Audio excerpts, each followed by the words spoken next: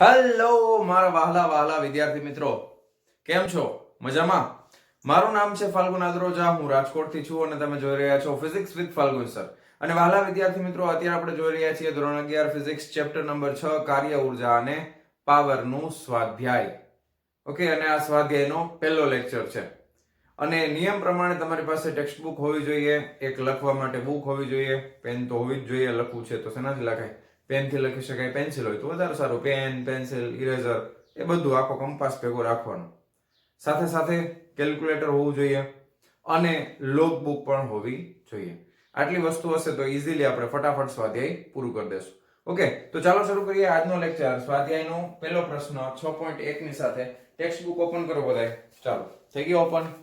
હું રીડ કરતો જાઉં છું અને તમે જોતા જાઓ અને આપણે જવાબ લખતા જઈએ. બરાબર? ચાલો. તો પ્રશ્ન શું કહે છે કે કોઈ પદાર્થ પર થતા કાર્યનું ચિહ્ન સમજવું ખૂબ અગત્યનું છે. આપેલી રાશિઓ ધન કે ઋણ છે તે કાળજીપૂર્વક દર્શાવો. હવે આપણે પેલા નિયમ યાદ કરીએ કે કાર્ય ક્યારે ધન થશે અને કાર્ય ક્યારે ઋણ થશે.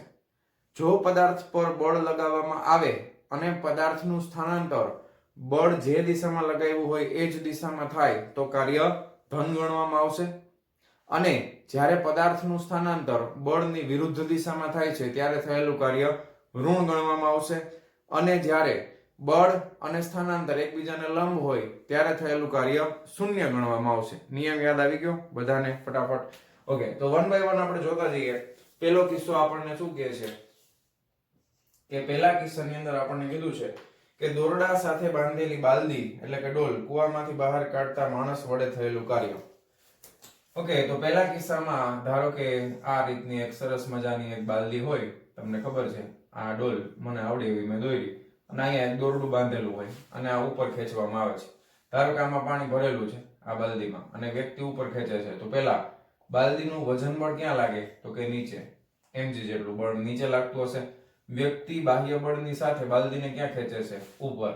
અને બાલદીનું સ્થાનાંતર ક્યાં થાય છે? તો કે સ્થાનાંતર કઈ દિશામાં થાય? તો કે ઉપર તરફ થાય. તો તમે લગાવેલું બળ અને બાલદીનું સ્થાનાંતર બંને એક જ તરફ છે તો બંને વચ્ચેનો ખૂણો 0 હોય. cos 0 બરાબર 1 થાય. કાર્ય એટલે w બરાબર fd cos θ છે. યાદ આવી ગયું? તો ખૂણો 0 તો કાર્ય કેવું માનવામાં આવશે? કાર્ય એને ઇંગ્લિશમાં પોઝિટિવ પાછળ આ રીતે લખેલું છે પણ તમે ગુજરાતીમાં લખી શકો થયેલ કાર્ય ધન છે, પોઝિટિવ છે. ઓકે, પછી ઉપરના કિસ્સામાં ગુરુત્વાકર્ષણ બળ વડે થયેલું કાર્ય એટલે બીજામાં ગુરુત્વાકર્ષણ બળ ક્યાં લાગે છે? નીચે. બાલદીનું સ્થાનાંતર ક્યાં થાય છે? ઉપર. બંને વચ્ચેનો ખૂણો 180. cos 180 બરાબર -1. એટલે અહીંયા આગળ કાર્ય કેવું હશે? તો કે નેગેટિવ છે ને ગુજરાતીમાં કાર્ય ઋણ છે. ખ્યાલ આવ્યો? ચાલો, ત્રીજા કિસ્સામાં ઢળતા સમતલ પર લપસતા પદાર્થ પર ઘર્ષણ વડે થયેલું કાર્ય. ઢળતા સમતલ પર એક પદાર્થ રહેલો છે અને આ પદાર્થ આ રીતે જાય છે. હવે ઘર્ષણ બળ હંમેશા ગતિની કઈ દિશામાં લાગે? તો કે વિરુદ્ધ દિશામાં લાગે. એટલે બળ આ તરફ ઘર્ષણ બળ છે અને સ્થાનાંતર આ તરફ થાય છે. તો હંમેશા ઘર્ષણ બળ વડે થયેલું કાર્ય હંમેશા ઋણ જ આવશે. ઓકે, ગમે ત્યાં ઘર્ષણ બળ આવે એટલે કાર્ય હંમેશા ઋણ જ લખી નાખવાનું. ખરબચડા સમક્ષિતિજ સમતલ પર સમાન વેગથી ગતિ કરતા પદાર્થ પર લગાડેલ બળ વડે થતું કાર્ય. આ પ્રશ્ન શું કહે છે? ખરબચડા સમક્ષિતિજ સમતલ પર સમાન વેગથી ગતિ કરતા પદાર્થ પર લગાડેલ બળ વડે થતું કાર્ય. હવે આ એક ખરબચડો રસ્તો છે આ રીતે. હવે એના ઉપર એક પદાર્થ રહેલો છે આ રીતે. હવે સમાન વેગથી તમારે ખરબચડો રસ્તો છે એટલે ઘર્ષણ બળ આ તરફ લાગતું હશે અને વેગ સમાન વેગ એટલે આનો વેગ ધારો કે v આ દિશામાં અચળ છે જમણી તરફ. તો વેગ આ તરફ છે એટલે તમારે બાહ્ય બળ છે એ પણ આ તરફ લાગતું હશે બળ અને આનું સ્થાનાંતર x પણ આ દિશામાં થતું હશે. તો અહીંયા આગળ કાર્ય કેવું માનવામાં આવશે? ધન, પોઝિટિવ. બળ અને સ્થાનાંતર એક જ દિશામાં છે. જો ખ્યાલ આવ્યો? ઓકે, સમક્ષિતિ ચલો ઈ દોલન કરતા લોલકને સ્થિર કરવા માટે હવાના અવરોધક બળ વડે થયેલું કાર્ય. ABCDE. લોલક જ્યારે દોલન કરતું હોય, ધારો કે આ રીતનું એક લોલક છે ઈ આ રીતે આમથી આમ દોલન કરે છે. ધારો કે જ્યારે આમ જતું હશે ત્યારે હવાનું અવરોધક બળ એની વિરુદ્ધ દિશામાં. જ્યારે લોલક આમ જાય છે તો હવાનું અવરોધક બળ એની વિરુદ્ધ દિશામાં. કારણ કે હવા છે એ ગતિની વિરુદ્ધ દિશામાં જ કાર્ય કરતી હોય. તો એ હંમેશા સ્થાનાંતરની વિરુદ્ધ દિશામાં હોવાથી એ નેગેટિવ માનવામાં આવશે, એટલે કે એ થઈ જશે ઋણ છે. ખ્યાલ આવ્યો? તો બહુ સિમ્પલ ક્વેશ્ચન છે, જ્ઞાન આધારિત પ્રશ્ન કહી શકાય. હવે આમાં કઈ ગણતરી તો હતી નહીં, ફટાફટ લખી નાખો વિડીયો પોઝ કરીને. ચાલો જવા દઉં છું હું. ચાલો વિદ્યાર્થી મિત્રો, હવે આપણે જોશું સ્વાધ્યાયનો 6.2 નંબરનો પ્રશ્ન. રકમ વાંચીએ. શું કહે છે? પ્રારંભમાં સ્થિર રહેલા, જ્યાં પણ લખેલા આવે પ્રારંભમાં સ્થિર એટલે u બરાબર 0 અથવા vi બરાબર 0, પ્રારંભિક વેગ, ઓકે, અથવા v0 બરાબર 0, આપણે જે સંજ્ઞા વાપરીએ એ પ્રમાણે રહેલા 2 કિલોગ્રામ દળનો, એટલે કે દળ આપી દીધું છે m બરાબર 2 કિલોગ્રામ દળનો એક પદાર્થ 7 ન્યૂટન જેટલા સમક્ષિતિજ દિશાના બળની અસર હેઠળ ટેબલ પર ગતિક ઘર્ષણાંક 0.1 સાથે ગતિ કરે છે. તો આપેલી ગણતરીઓ કરો અને તમારા પરિણામનું અર્થઘટન કરો. લગાડેલ બળ વડે 10 સેકન્ડમાં થયેલ કાર્ય, ઘર્ષણ વડે 10 સેકન્ડમાં થયેલ કાર્ય, 10 સેકન્ડમાં પરિણામી બળ વડે પદાર્થ પર થયેલ કાર્ય અને 10 સેકન્ડમાં પદાર્થની ગતિ ઉર્જામાં થતો ફેરફાર. તો આપેલ પરિસ્થિતિને આકૃતિ દ્વારા સમજાવવાનો પ્રયત્ન કરું અને પછી આપણે આગળ વધીએ. ધારો કે એક સમક્ષિતિજ સપાટી છે, ઓકે. હવે આ સમક્ષિતિજ સપાટી ઉપર 2 કિલોગ્રામ દળનો પદાર્થ રહેલો છે. ધારો કે આ રીતે એક પદાર્થ રહેલો છે 2 કિલોગ્રામ દળનો. આ પદાર્થમાં તમે વિચારી શકો કે એક તો વજન બળ પદાર્થનું ક્યાં લાગે, તો કે mg છે એ નીચે તરફ લાગતું હોય વજન બળ mg, અને લંબ બળ n છે એ ઉપર તરફ લાગતું હોય. હવે આ પદાર્થ ઉપર સમક્ષિતિજ બળ છે એ આ તરફ ધારો કે લાગે છે f જેટલું સમક્ષિતિજ બળ, અને આ તરફ ગતિ પણ આ તરફ થતી હશે, તો ઘર્ષણ બળ છે એ એક્ઝેક્ટ ગતિની વિરુદ્ધ દિશામાં આ તરફ લાગે, અને ગતિક ઘર્ષણ છે એટલે આપણે એને સ્મોલ f k વડે દર્શાવીએ. ગતિક ઘર્ષણ છે એટલા માટે. તો આપણે પરિસ્થિતિ ડ્રો કરી નાખી છે. હવે આપણે બધો ડેટા છે એ લખતા જઈએ. ધારો કે દળ m બરાબર આપણા માટે છે 2 કિલોગ્રામ, એના પછી 7 ન્યૂટન જેટલું સમક્ષિતિજ દિશાનું બળ એટલે f બરાબર 7 ન્યૂટન. પછી તો કે ગતિક ઘર્ષણાંક 0.1 આપ્યો છે, તો mu k for kinetic, ગતિક. સ્ટેટિક હોય સ્થિત હોય તો s લખવાનું. આ કેટલો આવે છે 0.1. ચાલો પછી બધાય ગણતરીમાં 10 સેકન્ડનો સમય લખ્યો છે એટલે t બરાબર આપણે 10 સેકન્ડ જ લખી નાખીએ. ઓકે, આટલી વસ્તુ ખ્યાલ આવી ગઈ. હવે આપણે પેલું જે બધું ગોતવાનું છે લગાડેલ બળ વડે થયેલ કાર્ય. કાર્ય માટે તમને ખબર છે કાર્યનું સૂત્ર શું થાય? બળ ગુણ્યા સ્થાનાંતર. તો આપણી પાસે બળ બે છે, એક સમક્ષિતિજ દિશામાં લાગેલું બળ અને બીજું છે ઘર્ષણ બળ Fk. હવે Fk નું મૂલ્ય મારી પાસે નથી, તો પહેલું કામ શું કરાય? Fk નું મૂલ્ય ગોતી લેવાય. તો ઘર્ષણ બળ Fk બરાબર શું લખાય બોલો? mu k into capital N. યાદ છે ને? અને N બરાબર શું થાય? mg, કારણ કે ઉપર તરફ કાંઈ એનું સ્થાનાંતર થતું નથી, એટલે ઉપર n અને નીચે mg બંને સમાન મૂલ્યના વિરુદ્ધ દિશાના હોવા જોઈએ. બરાબર? તો અહીં આપણે લખી શકાય કે અહીં n બરાબર mg છે, તેથી Fk બરાબર mu k mg. mu k કેટલા છે? 0.1. m કેટલા છે? દળ 2 કિલોગ્રામ. હવે આમાં ક્યાંય આપણને રકમમાં કોઈ જગ્યાએ આપેલું નથી કે ગુરુત્વાકર્ષણ પ્રવેગ છે, ગુરુત્વ પ્રવેગ, એની કિંમત તમે 10 લ્યો, એટલે આપણે 9.8 લેશું. બરાબર? હવે આનો ગુણાકાર કરો તો જરાક સાદા કેલ્ક્યુલેટરમાં ફટાફટ. ચાલો 9.8 ગુણ્યા 2 ગુણ્યા 0.1 બરાબર 1.96 આવ્યું. કેટલું આવ્યું? 1.96 બળ છે એટલે એકમ શું આવે? ન્યૂટન. ઓકે, તો આ છે. હવે સ્થાનાંતર એનું ગતિની દિશામાં થાય છે, આ દિશામાં સ્થાનાંતર થાય છે ને. ઓકે, તો હવે અહીં પદાર્થ પર લાગતું પરિણામી બળ એને આપણે F' કહી દઈએ. વધારે બળ F છે, માઈનસ ઘર્ષણ બળ છે ઈ છે આપણા માટે સ્મોલ f k. તો આ છે 7 માઈનસ 1.96. તો કેટલા થાય છે? 7 માઈનસ 1.96, તો એ થઈ જશે 5.04. કેટલું આવશે આ? 5.04 ન્યૂટન. આ પરિણામી બળ આવશે. ઓકે, આટલી વસ્તુ ખબર પડી ગઈ? કઈ વાંધો નથી ને?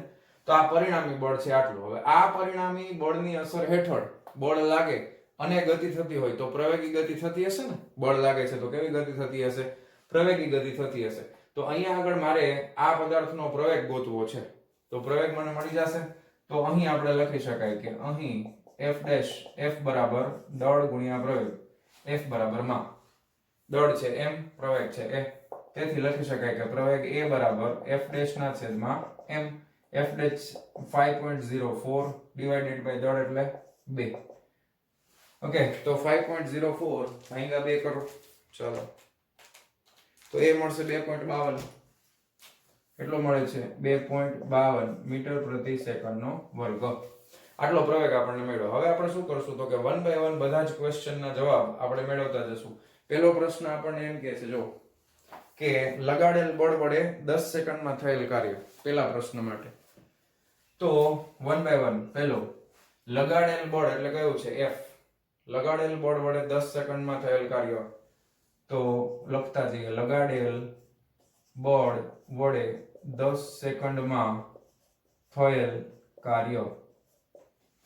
ઓકે, તો કાર્ય બરાબર બળ f ગુણ્યા મારે શું કરવું પડશે તો કે સ્થાનાંતર d.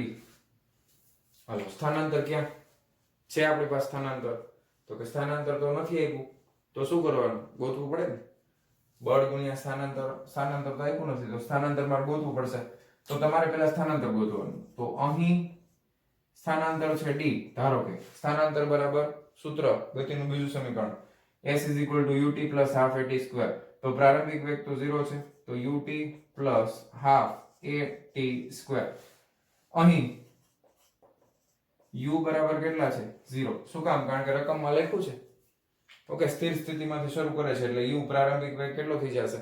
0 થઈ જશે. તો મને સ્થાનાંતર કેટલું મળશે? તેથી સ્થાનાંતર d બરાબર 1/2 a. પ્રવેગ હવે મારી પાસે છે 2.52 અને સમય છે દાયે દાયે 100. ઓકે, 2 અને આ 5 દુ 10 એટલે 50 ગુણ્યા 2.52.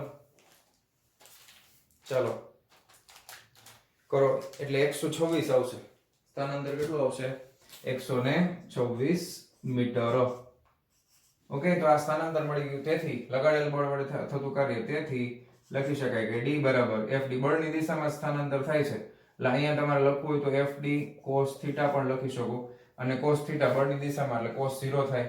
બરાબર, એટલે આ થઈ જશે fd cos 0. cos 0 બરાબર 1 એટલે ખાલી f ગુણ્યા d કરવાના છે. તો બોલો f કેટલા છે? 7.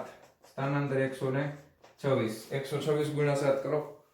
ચાલો, 126 ગુણ્યા 7 882. કેટલું આવે છે? 882 કાર્ય. બોલો એકમ જૂલ. શું કાકા? ન્યૂટન. જૂલ થાય. કાર્યનો એકમ શું આવે તો કે જૂલ આવે. ખ્યાલ આવી ગયો? તો આ પહેલા પ્રશ્નનો જવાબ મળી ગયો. પછી બીજામાં એમ કીધું છે કે ઘર્ષણ વડે 10 સેકન્ડમાં થયેલ કાર્ય. ઓકે, તો બીજું અહીંયા લખું છું ઘર્ષણ વડે 10 સેકન્ડમાં થયેલ કાર્ય. હવે ઘર્ષણ છે એ આ તરફ લાગે છે, સ્થાનાંતર છે એ જમણી બાજુ છે. તો ઘર્ષણ વડે થયેલું કાર્ય કેવું ગણાય? ઋણ ગણાય ને. તો તમે લખી શકો ઘર્ષણ વડે થયેલું કાર્ય wf fk અને આ અહીંયા આગળ w કેપિટલ F લખી નાખી સફિક્સમાં એટલે આપણને બળ વડે થયેલું કાર્ય મળે. બાહ્ય બળ વડે અહીંયા wfk બરાબર શું આવશે તો કે બળ ગુણ્યા સ્થાનાંતર એટલે બળ છે fk ડોટ સ્થાનાંતર એટલે d. એટલે અહીંયા તમે લખશો fk d cos 180 ડિગ્રી. કારણ કે સ્થાનાંતર આમ બળ આમ 180 એટલે માઈનસ ડાયરેક્ટ તમે લખી નાખો તોય વાંધો નથી. Minus fk d. બરાબર, તો આ માઈનસ fk આપણે ગોતી લીધા છે 1.96 અને સ્થાનાંતર કેટલું થાય છે તો કે 126. ચાલો તો 1.96 ગુણ્યા 126 કરો. 1.96 ગુણ્યા 126 બરાબર 246.96. કેટલું થાય છે? 246.96 એટલે 247 લખી નાખો. બરાબર ને? તો આ માઈનસ 247 કાર્ય છે એટલે જૂલ. તો ઘર્ષણ વડે થયેલું કાર્ય મળી ગયું. ચાલો ત્રીજો પ્રશ્ન કે 10 સેકન્ડમાં પરિણામી બળ વડે પદાર્થ પર થયેલ કાર્ય. ઘર્ષણ વડે થયેલું કાર્ય આ, બાહ્ય બળ વડે થયેલું કાર્ય આ. તો ત્રીજું આ ગોતવા ના જવાય.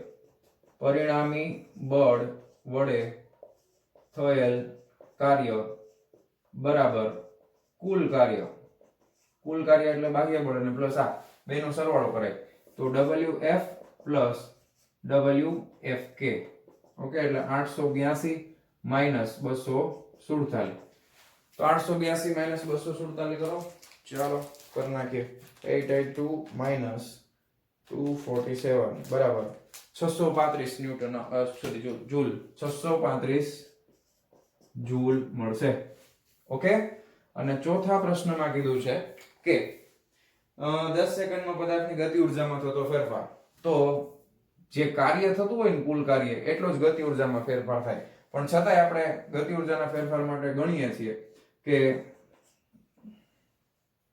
10 સેકન્ડમાં ગતિ ઉર્જામાં થતો ફેરફાર ડેલ્ટા કે બરાબર અંતિમ ગતિ ઉર્જા માઈનસ પ્રારંભિક ગતિ ઉર્જા થાય આવું ઓકે ચાલો સરસ તો હવે અંતિમ ગતિ ઉર્જા માટે આપણે શું લખાય 1/2 m v ફાઇનલ નો વર્ગ માઈનસ 1/2 m પ્રારંભિક એટલે u નો વર્ગ બરાબર અને u તો કેટલા છે જો પ્રારંભિક વેગ તો 0 છે એટલે આ 0 થઈ ગયો આખે આખું પદ હવે અંતિમ વેગ મારે ગોતવો પડશે ને અંતિમ વેગ તો છે નહીં મારી પાસે તો વેગ માટેનું સમીકરણ પહેલું v બરાબર u plus at તો vf બરાબર u plus at હવે u તો 0 છે એટલે આ પદ ઉડી ગયું તો શું આવશે a into t a મારી પાસે છે 2.52 ગુણ્યા t કેટલો છે 10 એટલે 22 25.2 ઓકે મીટર પ્રતિ સેકન્ડ હવે અહીંયા જસ્ટ ખાલી કિંમત મૂકો તો જરાક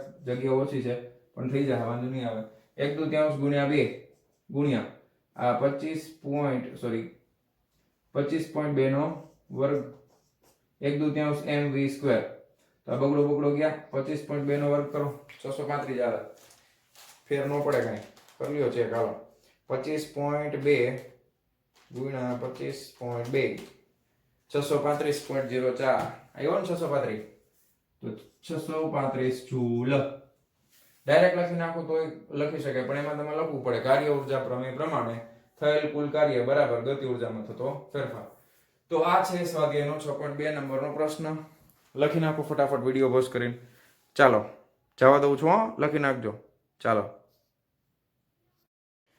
વિદ્યાર્થી મિત્રો હવે આપણે જોશું સ્વાધ્યાયનો 6.3 નંબરનો પ્રશ્ન રકમ વાંચીએ શું કહે છે આકૃતિ 6.11 માં એક પરિમાણમાં સ્થિતિ ઊર્જા વિધેયના કેટલાક ઉદાહરણો આપ્યા છે તમને ચાર આકૃતિ આપેલી છે A B C D text બુકમાં ઉપરથી નીચે છે ઓકે કણની કુલ ઊર્જાનું મૂલ્ય y એટલે કે ઓર્ડિનેટ અક્ષ પર ચોકડીની નિશાની વડે દર્શાવ્યું છે કુલ ઊર્જા એટલે યાંત્રિક ઊર્જા જેને કેપિટલ E વડે દર્શાવવામાં આવે છે આ ચોકડી દેખાય છે આ કુલ ઊર્જા અહીંયા કુલ ઊર્જા અહીંયા પણ કુલ ઊર્જા અને અહીંયા પણ આ કુલ ઊર્જા છે ઓકે દરેક કિસ્સામાં એવા વિસ્તાર દર્શાવો જો હોય તો કે જેમાં આપેલ ઊર્જા માટે કણ અસ્તિત્વ ધરાવતો ન હોય આ ઉપરાંત દરેક કિસ્સામાં કણની કુલ લઘુત્તમ ઊર્જા કેટલી હોવી જોઈએ તે દર્શાવો અને ભૌતિક શાસ્ત્રની દ્રષ્ટિએ આવા કેટલાક ઉદાહરણો વિચારો કે જેમની સ્થિતિ ઊર્જાના મૂલ્યો આ સાથે મળતા આવે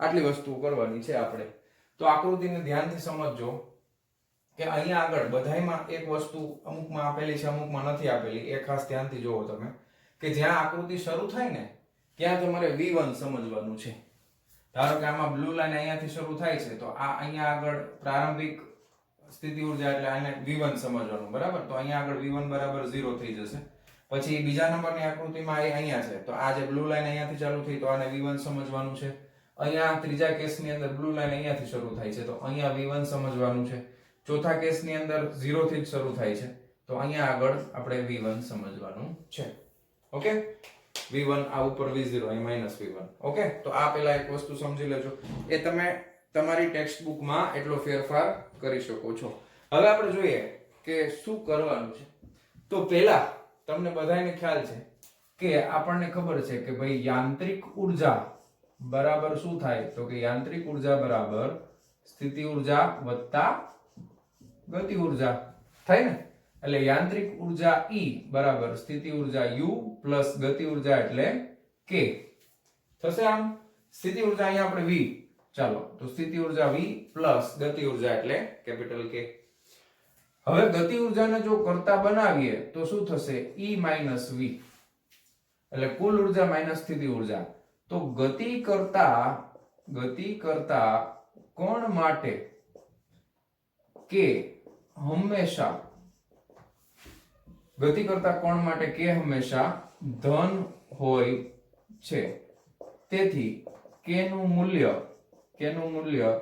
શૂન્ય અથવા ઋણ શક્ય નથી. બરાબર ને? જો ગતિ કરતો હોય કણ, એટલે કણનું સ્થાન એવા વિસ્તારમાં હોય કે જ્યાં કણ ગતિ કરતો હોય તો એના માટે k ની કિંમત છે 0 અથવા ઋણ પોસિબલ નથી. હવે આપણને પ્રશ્નમાં એવો વિસ્તાર પૂછ્યો છે કે જ્યાં કણ શક્ય ન હોય. ધ્યાન આપજો.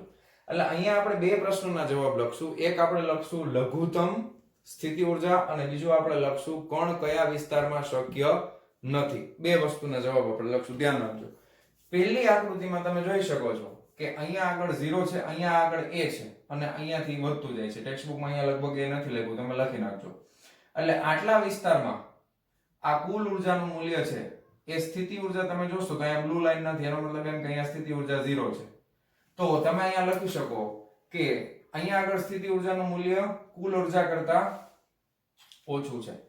સ્થિતિ ઉર્જાનું મૂલ્ય કુલ ઉર્જા કરતા ઓછું છે, તો ગતિ ઉર્જા શક્ય છે. તો આટલા વિસ્તારમાં કોણ શક્ય છે? પણ એ પછી એટલે કે અહીંયા આગળ તમે જોઈ શકો સ્મોલ a પાસે અચાનક જ સ્થિતિ ઉર્જાનું મૂલ્ય છે એ યાંત્રિક ઉર્જા કરતા વધી જાય છે. હવે સ્થિતિ ઉર્જાનું મૂલ્ય યાંત્રિક ઉર્જા કરતા વધારે હોય તો k નો જવાબ ઋણ આવે. એટલે આ વિસ્તાર કે જે a પછીનો છે તો અહીંયા લખી શકો કે x greater than a. Okay, આ x ની કિંમત કેટલી છે? a કરતા વધારે છે.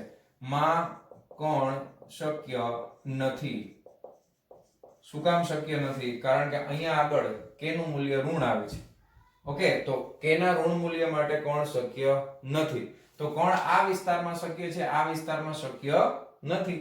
બીજો પ્રશ્ન આપણે જોઈએ છે. તો બીજાના જવાબમાં આપણે કુલ યાંત્રિક લઘુત્તમ યાંત્રિક ઉર્જા ગોતવાની છે. બરાબર ને?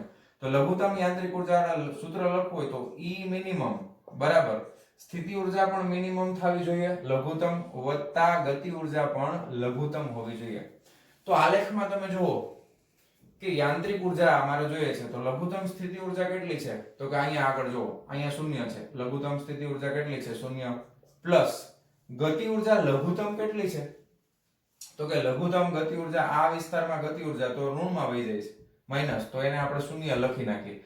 તો આનો જવાબ આવશે યાંત્રિક ઉર્જા શૂન્ય. ઓકે, કુલ લઘુત્તમ યાંત્રિક ઉર્જા એની મળશે 0. તો આ પહેલા પ્રશ્નનો જવાબ થઈ ગયો. હવે આકૃતિ b માં આગળ વધીએ. તો b નંબરની આકૃતિમાં તમે જુઓ કે સ્થિતિ ઉર્જાનું જે લઘુત્તમ મૂલ્ય છે v1 એ પણ એની કુલ યાંત્રિક ઉર્જા કરતા વધારે છે. બરાબર ને? આખા આલેખમાં તમે જુઓ a b c d બધા બિંદુઓ પાસે E નું મૂલ્ય છે એ v કરતા ઓછું જ છે. એટલે યાંત્રિક ઉર્જાનું મૂલ્ય v કરતા ઓછું હોવાથી અહીંયા આગળ કોઈ પણ જગ્યાએ કોણ અસ્તિત્વ ધરાવી શકે નહીં. બરાબર છે? આખા વિસ્તારમાં કોઈ પણ જગ્યાએ કોણ અસ્તિત્વ ધરાવી શકતો નથી. તો અહીંયા ક્યાંય પણ કોણ અસ્તિત્વ ધરાવી શકે નહીં. શું કામ અસ્તિત્વ ન ધરાવી શકે? કારણ કે v નું ઓછામાં ઓછું મૂલ્ય પણ e કરતા વધુ છે, એટલા માટે કોણ આખા વિસ્તારમાં ક્યાંય પણ અસ્તિત્વ ધરાવી શકશે નહીં. હવે વાત કરીએ લઘુત્તમ ઉર્જા માટેની. તો E મિનિમમ બરાબર V minimum plus K minimum. તો અહીંયા આગળ લઘુત્તમ સ્થિતિ ઉર્જાનું મૂલ્ય કેટલું છે? તો કે લઘુત્તમ સ્થિતિ ઉર્જાનું મૂલ્ય છે V1. ઓકે, અહીંયા V1 છે પ્લસ લઘુત્તમ ગતિ ઉર્જા તો ઋણ જ જાય છે એટલે આ 0 લખી નાખશું. તો E મિનિમમ બરાબર મને કેટલા મળશે? તો કે અહીંયા તમે લખી શકો E મિનિમમ બરાબર V1. આ પ્લસ V1 છે. ઓકે, તો આ બીજા પ્રશ્નનો જવાબ. ત્રીજી આકૃતિને ધ્યાનથી જુઓ. તો ત્રીજી આકૃતિમાં 0 થી લઈને a સુધી સ્થિતિ ઉર્જાનું મૂલ્ય યાંત્રિક ઉર્જા કરતા વધુ છે, એટલે આ વિસ્તારમાં. ઓકે, પછી અહીંયા a થી લઈને b વચ્ચે સ્થિતિ ઉર્જાનું મૂલ્ય યાંત્રિક ઉર્જા કરતા ઓછું છે, માઈનસમાં, એટલે આ વિસ્તારમાં કોણ શક્ય છે? બરાબર ને? અને અહીંયા આ વિસ્તારમાં પાછા b થી વધતા જાઓ આગળ, x નું મૂલ્ય b કરતા વધારે હોય તો અહીંયા વળી પાછું સ્થિતિ ઉર્જાનું મૂલ્ય યાંત્રિક ઉર્જા કરતા વધુ છે. તો તમે લખી શકો કે x લેસ ધેન a, બે આપણી પાસે છે. જો x લેસ ધેન a અને આ વિસ્તાર છે x greater than b. b કરતા મોટું છે ને x ની કિંમત, અને x ની કિંમત a કરતા નાની છે. તો આ બંનેમાં કોણ શક્ય નથી, કોણનું અસ્તિત્વ શક્ય નથી. પછી વાત કરીએ લઘુત્તમ યાંત્રિક ઉર્જાની, તો E મિનિમમ હવે ડાયરેક્ટ લખું છું. V મિનિમમ ઓછામાં ઓછી લઘુત્તમ સ્થિતિ ઉર્જા કેટલી છે, તો કે -v1 પ્લસ આ આલેખમાં ઓછામાં ઓછી સ્થિતિ ઉર્જા કેટલી છે, અહીંયા પણ 0 અહીંયા પણ 0, તો પ્લસ 0 કરીએ તો જવાબ શું આવે, -v1. ઓકે, તો લઘુત્તમ યાંત્રિક ઉર્જા આલેખ નંબર C માં થશે -v1. ખબર પડી ગઈ? ચાલો હવે આલેખ D. આ આલેખમાં તમે જોઈ શકો છો કે યાંત્રિક ઉર્જાનું મૂલ્ય કયા કયા વિસ્તારમાં 0 થી વધારે છે. ઓકે, તો યાંત્રિક ઉર્જાનું મૂલ્ય સ્થિતિ ઉર્જા કરતા વધારે હોય એવી જગ્યા અને સ્થિતિ ઉર્જા કરતા ઓછી હોય એવી જગ્યા આપણે ગોતવાની છે. જો v1 અહીંયાથી સ્ટાર્ટ થાય છે. હવે યાંત્રિક ઉર્જા છે એ તમે ધારો કે આટલો વિસ્તાર તમે ગણો, તો આ વિસ્તારની અંદર આ વિસ્તાર અહીંયા આગળ સ્થિતિ ઉર્જાનું મૂલ્ય યાંત્રિક ઉર્જા કરતા વધુ છે, અને આ વિસ્તાર એટલે આટલા અહીંયા સુધીનો આ વિસ્તારમાં પણ યાંત્રિક ઉર્જા કરતા સ્થિતિ ઉર્જાનું મૂલ્ય વધુ છે. તો કોણ છે એ શક્ય નથી. ક્યાં કોણ શક્ય નથી કે x ની કિંમત છે એ -b/2 થી બરાબર છે, x બરાબર -b/2 થી -a/2 તથા x ની કિંમત અહીંયા +a/2 થી b/2 અહીંયા આગળ કોણ અસ્તિત્વ ધરાવી શકે નહીં. બાકીના વિસ્તારમાં જો આ યાંત્રિક ઉર્જા છે, તો આનાથી નીચેના ભાગમાં અહીંયા સ્થિતિ ઉર્જા ઓછી છે, એટલે અહીંયા કોણ અસ્તિત્વ ધરાવી શકે આ તરફ. પછી આ વિસ્તારમાં સ્થિતિ ઉર્જા -v1 છે, એટલે અહીંયા પણ કોણ અસ્તિત્વ ધરાવી શકે, બરાબર. અને આ વિસ્તાર અહીંયાથી તમે આગળ જાઓ આ બાજુ, તો અહીંયા પણ સ્થિતિ ઉર્જાનું મૂલ્ય યાંત્રિક ઉર્જા કરતા ઓછું છે, તો આ વિસ્તારમાં પણ કોણ અસ્તિત્વ ધરાવી શકે છે. સમજે છે ને? એકદમ ઈઝી છે. પછી લઘુત્તમ યાંત્રિક ઉર્જા બરાબર, ચાલો લઘુત્તમ સ્થિતિ ઉર્જા કેટલી છે, તો કે -v1 છે ને. આલેખમાં લઘુત્તમ સ્થિતિ ઉર્જા કેટલી છે, તો કે -v1 પ્લસ લઘુત્તમ ગતિ ઉર્જા, તો કે અહીંયા જો શક્ય જ નથી, એટલે લઘુત્તમ 0 થઈ ગઈ ગતિ ઉર્જા, તો વત્તા આપણે કરી દેશું 0, એટલે લઘુત્તમ યાંત્રિક ઉર્જા થઈ જશે -v1. Okay, ready? સમજાઈ ગયું તમને? તો આ એનો જવાબ છે. હજી તમને પ્રશ્નમાં પૂછ્યું છે એક વસ્તુ કે જેનો જવાબ હું નથી લખતો, એ તમારે જ ગોતવાનો છે. શું છે કે તમારે એવા કેટલાક ઉદાહરણો વિચારો કે જેમની સ્થિતિ ઉર્જાના મૂલ્યો આની સાથે મળતા આવે. હવે એ કામ તમારે કરવાનું છે ગોતતા. ઓકે, હજી તમારું મગજ કદાચ એટલું બધું ડેવલપ ના થાય, પણ તમારે એ ગોતવામાં થોડીક વાર લાગશે. મળી જશે ખરા, પણ ટ્રાય કરજો તમારી રીતના કે આ આલેખની હારે મેચ થતો હોય એવો કોઈ કિસ્સો તમારા ધ્યાનમાં છે ખરો કે નહીં. બરાબર, તો લખી નાખો ફટાફટ ઉદાહરણ સ્વાધ્યાયનું 6.3. ચાલો લખી નાખજો, વિડીયો પોઝ કરીને જવા દઉં છું. ચાલો સ્વાધ્યાયનો 6.4 નંબરનો પ્રશ્ન શું કહે છે, રેખીય સરળ આવર્ત ગતિ કરતા એક કોણ માટે સ્થિતિ ઉર્જા વિધેય v of x વચાય ને v કૌંસમાં x લખેલા આને વાંચવાનું v of x બરાબર kx² / 2 આપેલું છે. એટલે આપણે લખી નાખીએ v of x બરાબર kx² / 2 આપેલું છે, કે જ્યાં k દોલકનો બળ અચળાંક છે અને k બરાબર 0.5 ન્યૂટન પ્રતિ મીટર છે. તો લખતા જઈએ k બરાબર 0.5 ન્યૂટન પ્રતિ મીટર માટે v of x વિરુદ્ધ x નો આલેખ આકૃતિ 6.2 માં, હવે આકૃતિ એકચ્યુઅલી ખોટું લખ્યું છે, 6.12 નંબરની છે. જો 6.12 માં દર્શાવ્યો છે. દર્શાવો કે આ સ્થિતિમાં 1 જૂલ જેટલી કુલ ઉર્જા ધરાવતો ગતિ કરતો કણ, કુલ ઉર્જા એટલે યાંત્રિક ઉર્જા થઈ ગઈ, E બરાબર આપણે લખી શકાય 1 જૂલ. ઓકે, કણ x બરાબર ±2 મીટર પહોંચે એટલે પાછો જ ફરવો જોઈએ. કેટલા મીટર પાસે પાછો જ ફરવો જોઈએ ભાઈ? ±2 મીટર પાસે પાછો જ ફરવો જોઈએ. હવે તમારો એનો કહેવાનો મતલબ એમ છે કે ધારો કે અહીંયા આગળ x બરાબર ધારો કે આ 0 છે, બરાબર. હવે અહીંયાથી આ અહીંયા આગળ ધારો કે આ +2 મીટર છે, અને ધારો કે આ બાજુ જાય એટલે અહીંયા -2 મીટર છે. એનો મતલબ એમ કે અહીંયા આગળ જ્યારે કોણ હતો ત્યારે એની પાસે ગતિ ઉર્જા મહત્તમ હતી, અહીંયા જ્યારે પહોંચે ને ત્યારે એની સ્થિતિ ઉર્જા મહત્તમ થઈ જશે. અને ગતિ ઉર્જા 0 થઈ જશે. ખ્યાલ આવ્યો? કારણ કે સ્થિતિ ઉર્જા 0 મહત્તમ થઈ જાય અને અહીંયા આગળ તમે જો સ્થિતિ ઉર્જા મહત્તમ થઈ જાય પછી એ સ્થિતિ ઉર્જાનું રૂપાંતર કેમાં થાય? ગતિ ઉર્જામાં થાય. તો સ્થિતિ ઉર્જા અહીંયા તો મહત્તમ આવી ગઈ એટલે પછી એને નીચે જ જવું પડે કારણ કે પછી સ્થિતિ ઉર્જાનું રૂપાંતર કેમાં થાય? ગતિ ઉર્જામાં. તો કુલ ઉર્જા કેટલી છે? E બરાબર 1 જૂલ. બરાબર. હવે આપણે એવું વિચારી લઈએ કે ધારો કે x અંતરે કણની ગતિ ઉર્જા 0 છે એટલે કે તેની સ્થિતિ ઉર્જા મહત્તમ થશે. ઓકે, તેથી તમે લખી શકો કે E બરાબર શું છે? V plus k. સ્થિતિ ઉર્જા વત્તા ગતિ ઉર્જા છે. તેથી તમે લખી શકો કે યાંત્રિક ઉર્જા, કુલ યાંત્રિક ઉર્જા બરાબર V max plus k minimum. k minimum અહીંયા આગળ ગતિ ઉર્જા કેવી છે? તો કે 0. તેથી તમે લખી શકો કે V maximum એટલે મહત્તમ સ્થિતિ ઉર્જા બરાબર યાંત્રિક ઉર્જા. કારણ કે તમે અહીંયા લખવું હોય તો લખી નાખો. કારણ કે ઓછામાં ઓછી ગતિ ઉર્જા કેટલી છે? તો કે 0. કારણ કે જો કણ અહીંયા પહોંચશે એટલે ગતિ ઉર્જા કેવી થઈ જશે? 0. તો યાંત્રિક ઉર્જા બરાબર મહત્તમ સ્થિતિ ઉર્જા થવી જોઈએ.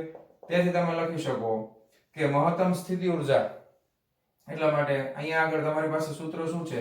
E બરાબર 1 જૂલ આપેલું છે. તો અહીંયા તમે 1 જૂલ મૂકી દો અને v of x કેટલા આપ્યા છે? તો કે kx² ભાગ્યા 2 = 1. બરાબર. હવે k ની કિંમત તમને ખબર છે પણ આપણે પહેલા x² ને કરતા બનાવી દઈએ. તો x² બરાબર 2 ગુણ્યા 1 ભાગ્યા k એટલે 2 ના છેદમાં k. k કેટલા છે? 0.5. 0.5 એટલે છેદનો છેદ અંશમાં 10 ઉપર જાય એટલે 20 ના છેદમાં 5 5 ચોક 20 એટલે આ થઈ જાય 4. હવે 2 વર્ગમૂળ કાઢો એટલે x બરાબર શું આવે? 4 નું વર્ગમૂળ કેટલું થાય? પણ 2. વર્ગમૂળ કાઢો એટલે અહીંયા પ્લસ ને માઈનસ 2 થાય. બરાબર ને? કારણ કે -2 નો વર્ગ 4 જ થાય અને +2 નો વર્ગ 4 જ થાય. આમ આપણે કહી શકાય કે જે આપણે જોતું હતું એ સાબિત થઈ ગયું. જો એને પૂછ્યું હતું ને કે x બરાબર +or-2 પાસેથી કોણ પાછો જ આવવો જોઈએ કારણ કે આ જગ્યા ઉપર એની સ્થિતિ ઉર્જા મહત્તમ થઈ જાય એટલે એના પછી કોણ પાછો આવવો જોઈએ જે સાબિત થાય છે. લખી નાખો ફટાફટ. ચાલો લખી નાખજો. જવા દઉં છું. ચાલો વિદ્યાર્થી મિત્રો, હવે આપણે જોવાના છીએ સ્વાધ્યાયનો 6.5મા નંબરનો પ્રશ્ન. જવાબ આપો. એમાં આપણને 4 પ્રશ્ન પૂછ્યા છે A B C D. પહેલો પ્રશ્ન છે રોકેટનું અસ્તર એટલે કે કેસિંગ. કોઈ પણ વસ્તુનું બહારનું આવરણ એને અસ્તર કહેવાય. રોકેટનું બહારનું જે લેયર હોય, જે પડ હોય એને અસ્તર કહેવાય. ઉડાણ દરમિયાન ઘર્ષણના કારણે સળગી ઉઠે છે એટલે જ્યારે રોકેટ ઉડતું હશે ત્યારે એ અસ્તર સળગી જશે. કોના ભોગે સળગવા માટે જરૂરી ઉષ્મા ઉર્જા મળે છે? રોકેટ કે વાતાવરણના? પ્રશ્ન એમ પૂછ્યો છે. ચાલો હવે આપણે સમજવાનો પ્રયત્ન કરીએ કે રોકેટ વાતાવરણની અંદર, પહેલા પ્રશ્નનો જવાબ છે કે રોકેટ વાતાવરણની અંદર ઉડે તો કોણ ઉડાવે છે? વાતાવરણ રોકેટને ઉડાડે છે કે રોકેટ પોતે બળતણના લીધે ઉડતું હોય? તમને બધાને ખબર છે કે રોકેટમાં નીચેના ભાગમાં એકદમ બળતણ સળગતું હોય અને ધુમાડો નીકળતો હોય અને એ છે એ રોકેટને બળ ઉપર તરફ પૂરું પાડતો હોય. તો એ બળતણ કોણે ભર્યું છે રોકેટમાં? તો કે આપણે. રોકેટ કોને ઉડાડવું છે? તો કે આપણે. વાતાવરણની હવા તો મોસ્ટલી સ્થિર જ આપણે માનશું. હવે વાતાવરણમાં રોકેટ ઉડે છે તો રોકેટને બળ આપણે પૂરું પાડીએ છીએ. રોકેટને આપણે જેટલું વધારે બળ પૂરું પાડશું એટલી ઝડપથી રોકેટ છે એ વાતાવરણમાં ઉડશે અને રોકેટ જેટલી ઝડપથી વાતાવરણમાં ઉડશે એટલી ઝડપથી હવા છે ને એ રોકેટના અસ્તર ઉપર ઘર્ષણ બળ લગાવશે. ભલે ઘર્ષણ લાગવા પાછળનું કારણ વાતાવરણની હવા જ છે. જો વાતાવરણમાં હવા ન હોત તો ઘર્ષણ ન થાત. પણ ઘર્ષણ વધે છે કોના કારણે? તો કે એ રોકેટની ગતિના કારણે વધે છે. બરાબર ને? તો એમાં જો રોકેટની ગતિ ઓછી હોત તો વાતાવરણની ટૂંકમાં રોકેટની જે અસ્તર છે એ સળગત નહીં. તો તમે આના જવાબમાં લખી શકો આની પાછળનું કારણ શું છે? તો કે એની પાછળનું કારણ રોકેટ પોતે છે.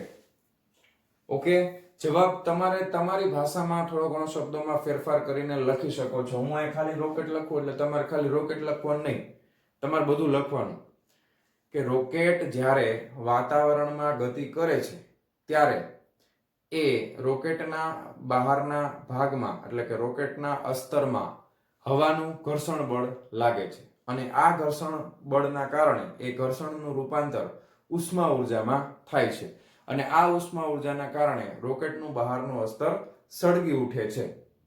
પરંતુ એ સળગવા પાછળનું કારણ રોકેટે પ્રાપ્ત કરેલી ગતિ ઉર્જા છે. ઓકે, તો એ ગતિ ઉર્જા પાછળ જવાબદાર રોકેટ હોવાથી પછી લખો જવાબ રોકેટ. ઓકે, વાતાવરણની હવાને આપણે દોષ આપી શકાય નહીં, એના પાછળનું કારણ તો રોકેટ પોતે જ છે ભાઈ. ચાલો, બીજો પ્રશ્ન છે, સૂર્યની આસપાસ ધૂમકેતુ અતિ દીર્ઘવૃત્તીય એટલે હાઈલી ઇલિપ્ટિકલ કક્ષામાં ઘૂમે છે. સામાન્ય રીતે સૂર્યના કારણે ધૂમકેતુ પર લાગતું ગુરુત્વાકર્ષણ બળ લંબરૂપે લાગતું નથી.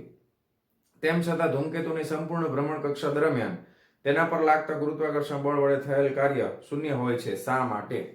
હવે હું તમને થોડીક ડિટેલમાં માહિતી આપું બીજાના જવાબમાં. હવે લંબવૃત્તીય કક્ષા એટલે શું? આપણે જે ઉદાહરણ બધા જોયેલા છે ટેક્સ્ટ બુકમાં, એમાં વર્તુળાકાર ગતિ આપણે દર્શાવેલી છે. સંપૂર્ણ વર્તુળાકાર ગતિ હોય એટલે એની ત્રિજ્યા તો ફિક્સ જ હોય. ઓકે, આ વર્તુળ છે. હવે લંબવૃત્તીય એટલે શું થાય? તો કે લંબવૃત્તીય એને ઇંગ્લિશમાં એલિપ્સ કહેવામાં આવે છે. આ રીતે ઈંડા જેવું હોય, ઈંડા જેવો આકાર. હવે આના વિશે ચર્ચા આપણે પ્રકરણ 8 માં ડિટેલમાં કરવાના છીએ. આની પાસે બે અક્ષ રહેલી હોય, એક અક્ષ છે એ નાની હોય અને એક અક્ષ છે એ મોટી હોય. આને લંબવૃત્તીય કક્ષા કહેવાય. આ રીતે પરિભ્રમણ થતું હોય. અને આમાં છે ને, ધ્યાન આપો ખાસ, આપણે એ પ્રકરણમાં તો શીખવાના છીએ. અહીંયા કેન્દ્ર છે ને, ત્યાં સૂર્ય ન હોય. આના બે કેન્દ્ર હોય, એક કેન્દ્ર આ તરફ હોય ને એક કેન્દ્ર આટલા જ અંતરે આ તરફ હોય. તો સૂર્ય છે એ અહીંયા કાં તો અહીંયા હશે ને કાં તો અહીંયા હશે. આ રીતે સૂર્ય રહેલો હોય. અને ધૂમકેતુ કે કોઈ પણ ગ્રહ છે એ સૂર્યની આસપાસ પરિભ્રમણ કરતો હોય તો એ ખરેખર વર્તુળ માર્ગે ગતિ નથી કરતો, એ લંબવૃત્તીય કક્ષામાં જ ગતિ કરે છે. એ બધી ચર્ચા આપણે કરશું. પરંતુ આના જવાબમાં ખાસ પેલો શબ્દ આપણે યાદ રાખશું કે અહીંયા આગળ ધૂમકેતુ કે કોઈ પણ વસ્તુ ફરતી હોય તો એ કોના કારણે ફરે છે? તો કે સૂર્યના ગુરુત્વાકર્ષણ બળને કારણે. અને સૂર્યનું ગુરુત્વાકર્ષણ બળ છે એ કેવું છે? તો કે એ સંરક્ષી બળ છે. ઓકે, હવે આમાં તમને ખબર છે કે ગોળાકાર માર્ગે થતું હોય તો કોઈ પણ પદાર્થ કોઈ પણ જગ્યા ઉપર હશે ત્યારે એનો સ્પર્શક આપણે દોરીએ તો એના સ્થાનાંતરની દિશા અને બળ છે એ હંમેશા કેન્દ્ર તરફ લાગતું હોય. તો બંને વચ્ચેનો ખૂણો, બળ અને સ્થાનાંતર વચ્ચેનો ખૂણો હંમેશા 90 નો થશે કોઈ પણ જગ્યા ઉપર. પણ આમાં એવું શક્ય નથી. ધારો કે ગ્રહ છે એ આ દિશામાં આ રીતે ધૂમકેતુ છે એ આના ફરતે ફરે છે. ધારો કે આ કોઈ એક જગ્યા તમે લઈ લો તો ગુરુત્વાકર્ષણ બળ કોણ પૂરું પાડે છે? તો કે સૂર્ય. તો કે આ એક બળની દિશા થઈ ગઈ અને અહીંયાથી સ્પર્શક તમે આમ દોરો તો આ ખૂણો કોઈ દિવસ 90 નો થાય નહીં. ખ્યાલ આવે છે તમને શું કહું છું એ? તો અહીંયા આગળ તો છતાં કેમ આપણે કાર્ય કેટલું ગણવું? ધન ગણવું, ઋણ ગણવું? કાર્ય તો જો વાક્ય લખ્યું છે કે કાર્ય શૂન્ય થાય. એવું કેમ? કેવો માર્ગ છે આ? બંધ માર્ગ. તો સંરક્ષી બળો હોય અને જો બંધ માર્ગ ઉપરનું કાર્ય ગણવામાં આવે તો હંમેશા સંરક્ષી બળોમાં બંધ માર્ગ પર થયેલું કાર્ય હંમેશા શૂન્ય હોય છે. ઓકે, સંરક્ષી બળોમાં બંધ માર્ગ પર થયેલું કુલ કાર્ય હંમેશા શૂન્ય હોય છે. ખ્યાલ આવ્યો? કારણ કે બંધ માર્ગ હશે તો સંરક્ષી બળ દ્વારા થયેલું કાર્ય શૂન્ય ગણવામાં આવશે. ખબર પડી ગઈ? કારણ કે સંરક્ષી બળ છે ને, ગુરુત્વાકર્ષણ બળ કેવું બળ છે? તો કે સંરક્ષી બળ. હવે તમે જો, ધારો કે અહીંયા ધૂમકેતુ અહીંયાથી ફરવાનું ચાલુ કરે, ફરતા ફરતા ફરતા આખું ચક્કર મારીને અહીંયા આવી ગયો તો અહીંયા એની પાસે જે યાંત્રિક ઉર્જા છે, સ્થિતિ ઉર્જા વત્તા ગતિ ઉર્જા, એ કેવી રહેવાની છે? અચળ જ રહેશે. યાંત્રિક ઉર્જા કેવી છે? અચળ. ઉર્જામાં કોઈ ફેરફાર થાય નહીં. એનું સ્થાન અહીંયા જ આવી ગયું ને. ધારો કે આ માર્કર પેન છે. સંરક્ષી બળો એટલે તમારે એમ સમજવાનું, બંધ માર્ગ એટલે તમારે એવું સમજવાનું કે આ જે છે એ ફરતા ફરતા ફરતા ફરતા પાછું અહીંયા આવી જાય. ધારો કે જો આ જગ્યા ઉપર છે તો આની પાસે કઈક સ્થિતિ ઉર્જા છે. ઓકે, હવે ધારો કે એ નીચે જાય છે અને નીચેથી હું ફેરવતા ફેરવતા ગોળ ફેરવતા ફેરવતા પાછો અહીંયા આવી ગયો મૂળભૂત સ્થાને. તો અહીંયા એની પાસે જે કુલ ઉર્જા હતી એટલી ને એટલી પાછી આવી ગઈ, કઈ ફેર પડ્યો નહીં. કાર્ય ક્યારે થાય કે આની ઉર્જામાં જો કઈ ફેરફાર થાય તો આ જગ્યા ઉપર પાછું આવવાથી એની ઉર્જા એટલી ને એટલી રહે છે. તો દરેકે દરેક બિંદુ પાસે તમે જોશો તો યાંત્રિક ઉર્જા હંમેશા અચળ રહેતી હોવાથી બંધ માર્ગ પરનું રેખા સંકલન કાર્ય હંમેશા શૂન્ય હોય છે. આ શબ્દો તમારા જવાબમાં હોવા જોઈએ. ઓકે, બંધ માર્ગ પર થયેલું કુલ કાર્ય હંમેશા શૂન્ય હોય છે. આનો આપણે 12મા ધોરણમાં પણ ભરપૂર ઉપયોગ થશે કારણ કે વિદ્યુત બળો છે એ પણ સંરક્ષી બળો છે. ચુંબકીય બળો છે એ પણ સંરક્ષી બળો છે. તો બંધ માર્ગ પરનું રેખા સંકલન હંમેશા શૂન્ય થાય. ઓકે, તો આ છે બીજા પ્રશ્નનો જવાબ. એના પછી ત્રીજો પ્રશ્ન, પૃથ્વીની આજુબાજુ પાતળા વાતાવરણમાં ભ્રમણ કરતો કૃત્રિમ ઉપગ્રહ વાતાવરણની હાજરીમાં, વાતાવરણમાં ગ્રહણ છે, ઉપગ્રહ છે. પૃથ્વીની આજુબાજુ પાતળા વાતાવરણમાં ભ્રમણ કરતો કૃત્રિમ ઉપગ્રહ વાતાવરણના અવરોધને કારણે તેની ઉર્જા ક્રમશઃ ગુમાવે છે. ભલે તે સૂક્ષ્મ પ્રમાણમાં હોય, તેમ છતાં તે જેમ પૃથ્વીની નજીક અને નજીક આવતો જાય તેમ તેની ઝડપ શા માટે ક્રમશઃ વધતી જાય છે? ઉર્જા ગુમાવે પણ છે છતાં એની ઝડપ છે એ વધતી જાય છે. તો તમે સમજો કે અહીંયા આગળ ABC, ધારો કે આ પૃથ્વી છે, ધારો કે આ શું છે તો કે પૃથ્વી છે. હવે એક ઉપગ્રહ છે એ ધારો કે આ રીતે ભ્રમણ કરતો હોય એની આસપાસ પૃથ્વીની ફરતે. હવે આ જગ્યા ઉપર છે એ ભ્રમણમાં ધીમે ધીમે ધીમે ધીમે ધીમે નજીક આવતો જશે એમ એમ એ લોકો એમ કહે છે કે એની ગતિ ઉર્જા છે એ વધી જશે. તમને ખબર છે કે પૃથ્વીથી જેટલો દૂર હશે, ધારો કે આ h અંતર છે, તો અહીંયા આગળ એની સ્થિતિ ગ્રહનું દળ ધારો કે m છે, તો કેટલી થાય ઉર્જા? mgh જેટલી સ્થિતિ ઉર્જા હોય પ્લસ એની પાસે કઈ ગતિ ઉર્જા છે, બરાબર છે. એટલે કાઇનેટિક એનર્જી k બરાબર ટોટલ યાંત્રિક ઉર્જા E થશે, બરાબર. એટલે આને આપણે અત્યારે સ્થિતિ ઉર્જા કહી દઈએ v પ્લસ k બરાબર યાંત્રિક ઉર્જા. તો ઉર્જાનો કુલ જથ્થો તો અચળ છે, યાંત્રિક ઉર્જા તો અચળ રહેશે. હવે તમે વિચારો કે આ ઉપગ્રહ જેમ નીચે આવતો જશે એમ નીચે આવતો જશે એમ આ સ્થિતિ ઉર્જા શું થતી જશે? આ ઘટતી જશે. હવે આ યાંત્રિક ઉર્જા કેવી છે તો કે આ અચળ છે. સ્થિતિ ઉર્જા ઘટે છે તો ગતિ ઉર્જા શું થાય? વધે. ખ્યાલ આવ્યો ને? કારણ કે જેમ દૂર છે એમ સ્થિતિ ઉર્જા વધારે, જેમ નજીક આવે એમ સ્થિતિ ઉર્જા ઘટે. પણ સ્થિતિ ઉર્જા ઘટે તો ગતિ ઉર્જા વધે. હવે ગતિ ઉર્જામાં બધો વધારો છે એ ગતિ ઉર્જામાં નહીં થાય. શું કામ નહીં થાય? કારણ કે વાતાવરણના કારણે જે ઘર્ષણ થાય છે આના ઉપર, એ ઘર્ષણના કારણે અમુક ઉર્જા છે ઉષ્મા ઉર્જાના સ્વરૂપમાં વેડફાઈ જશે. આપણને ખબર છે યાંત્રિક ઉર્જા સંરક્ષણમાં આપણે આમ લખીએ છીએ V + K + Q = E. જો આને અવગણવામાં ન આવે તો, એટલે +Q આપણે ધારો કે ઘર્ષણ બળ થાય છે તો એની ગતિ ઉર્જા ભલે પહેલા જેટલી નહીં વધે પણ થોડી ઘણી વધશે તો ખરી જ. ભલે ઘર્ષણમાં થોડીક ઉર્જા વપરાઈ જાય, ભલે ઉષ્મા ઉર્જામાં અમુક ઉષ્મા છે એ વ્યય પામે, છતાં પણ એની ગતિ ઉર્જામાં થોડોક વધારો તો થશે જ. કારણ કે સ્થિતિ ઉર્જા ઘટે છે તો ગતિ ઉર્જા વધે જ, ભલે એ થોડી ઘણી વધતી હોય પણ વધશે ખરા. ઓકે, તો આ તો C પ્રશ્નનો જવાબ. પછી છે D.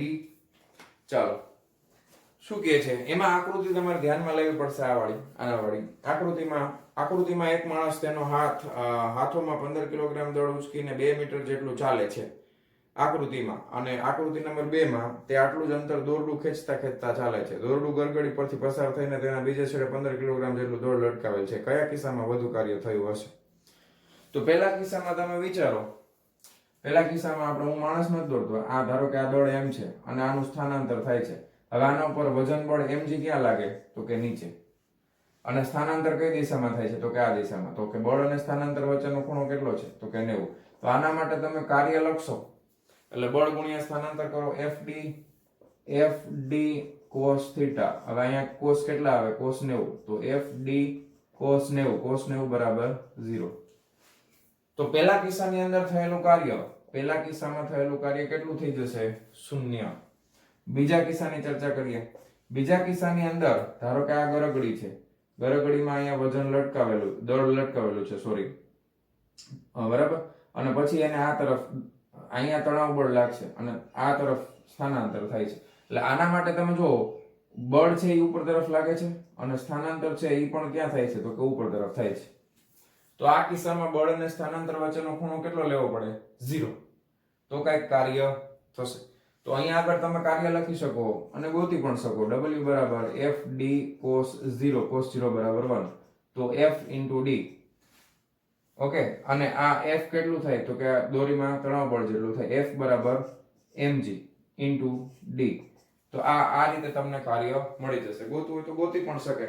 કેટલો છે ડેટા તો કે 15 કિલોગ્રામ અને 2 મીટરનું સ્થાનાંતર. ઓકે, 15 અને 2, 15 ગુણ્યા 9.8 ગુણ્યા 2. તો આનો જે જવાબ આવે 15 × 30 × 60 એપ્રોક્સિમેટલી જે કંઈ પણ જવાબ આવતો હોય એટલા જૂલ જેટલું કાર્ય થશે. પણ આપણે કાર્ય ગોતવાનું નથી કીધું, આપણને પ્રશ્નમાં એમ કીધું છે કે કયા કિસ્સામાં વધુ કાર્ય થયું હશે? તો કિસ્સા 2 માં આમાં વધુ કાર્ય થયું હશે, આમાં કોઈ કાર્ય, આમાં શૂન્ય કાર્ય થાય છે, આ કિસ્સામાં વધુ કાર્ય થાય છે. જવાબ તમે લખી શકો છો જે આવે તે. તો લખી નાખો વિડીયો પોઝ કરીને, તમારા શબ્દોમાં જવાબ લખી શકો છો. ચાલો જવા દઉં છું. હા ચાલો.